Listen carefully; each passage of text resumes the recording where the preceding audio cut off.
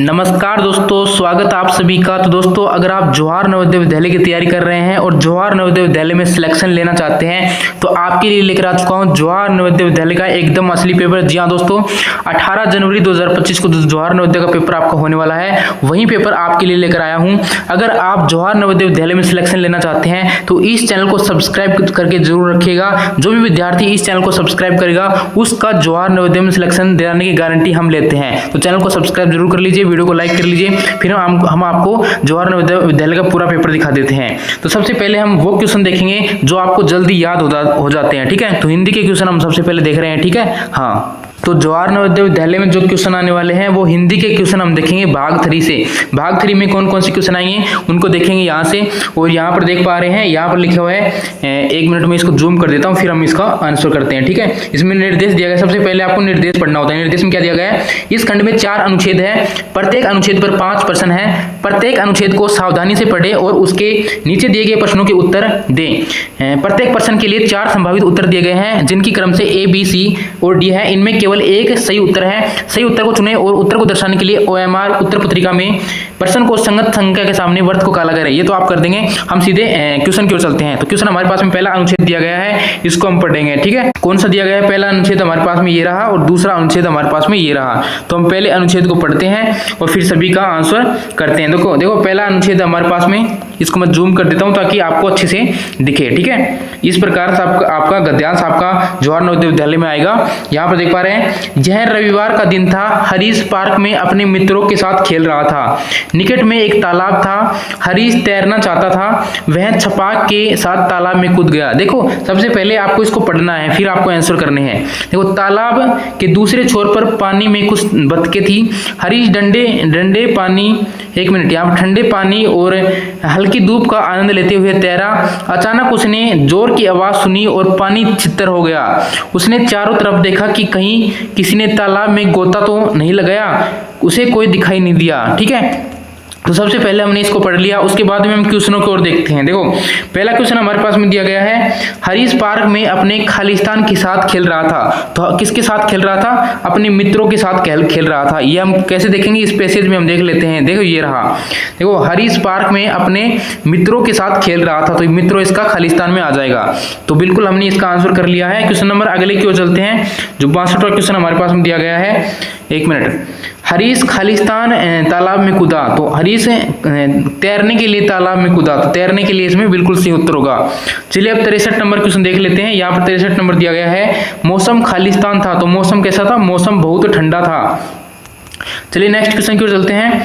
तालाब में और कौन था, तालाब में कुछ बतखें थी। तो ऑप्शन नंबर ए इसका बिल्कुल सही उत्तर होगा।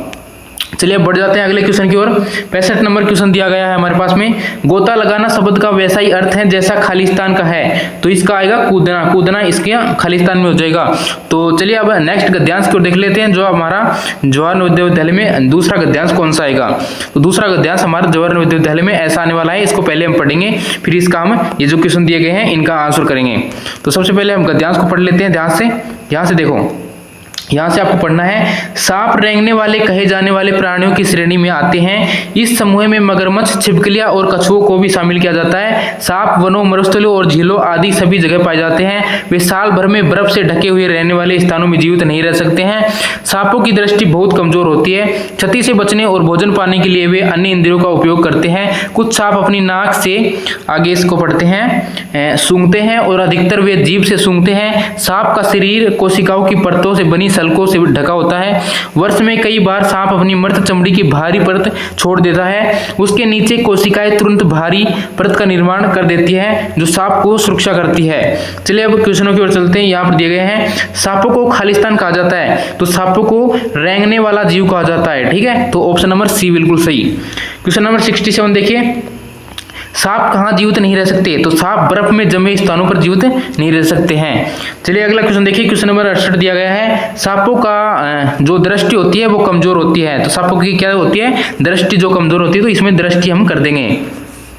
चलिए अगला क्वेश्चन हमारे पास में दिया गया है, खालिस्तान सांप को चोट लगने से बचाता है। तो जो सलक होता है, सांप में जो सलक पाया जाता है वो सांप को चोट लगने से बचाता है। तो ऑप्शन बी बिल्कुल सही उत्तर है।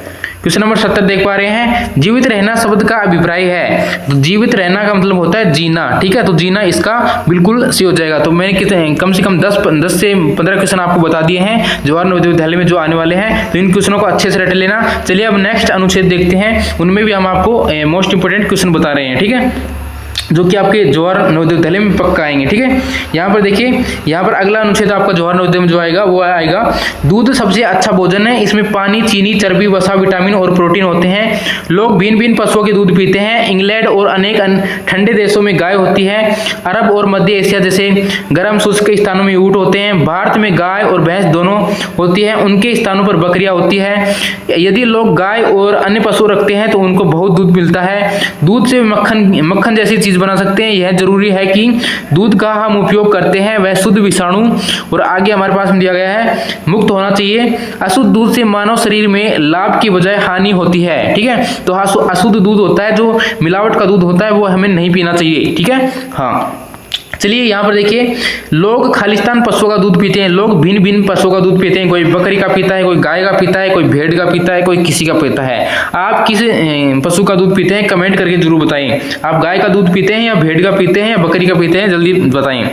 अगला देखिए, खालिस्तान स्थानों में ऊंट होते हैं। जो गर्म स्थान होते हैं यानी कि रेगिस्तान होते हैं, उनमें ऊंट होते हैं, तो गर्म इसका सही है। चलिए देखिए, यदि लोग गाय जैसे पशु रखते हैं तो उन्हें खालिस्तान मिलता है, तो उसे बहुत सारा दूध मिलता है। जो लोग गाय रखते हैं उन्हें बहुत सारा दूध मिलता है। अगला क्वेश्चन हमारे पास में दिया गया है, यह खालिस्तान है कि जिस दूध का हम उपयोग करते हैं वह शुद्ध है। यह आवश्यक है, ठीक है, आवश्यक इसका बिल्कुल सही होगा। आगे हो जाएगा, हानि का अर्थ क्षति होता है। हानि का मतलब होता है नुकसान और क्षति का मतलब होता है नुकसान, तो इसका क्षति बिल्कुल सही होगा। चलिए अब अगले क्वेश्चनों की ओर देख लेते हैं, जो कि अगला गद्यांश हमारे पास में आने वाला है। बिल्कुल जो नेक्स्ट गद्यांश है वो जवाहर नवोदय विद्यालय में यहाँ पर देख पा रहे हैं, आपका आएगा 18 जनवरी 2025 को। और जिसने भी अभी वीडियो को लाइक नहीं किया, वीडियो को लाइक जरूर करना, क्योंकि आपके फायदे के लिए हम आपको ये बता रहे हैं, बिल्कुल फ्री में आपको पेपर बता रहे हैं। एक बार हम गांव गए जहां अनेक परिवार अपने बनाए हुए चिकनी मिट्टी के बर्तन बेच रहे थे। वहां हमें किसी परिवार के बनाए कृत्रिम फल और सब्जियों ने बहुत आकर्षित किया। हमने वहां ऐसे उत्तम आकारों और रंगों के बने सेब, संतरे और टमाटर देखे। असली और उनमें अंतर करना मुश्किल था। प्रत्येक ने उनकी प्रशंसा की।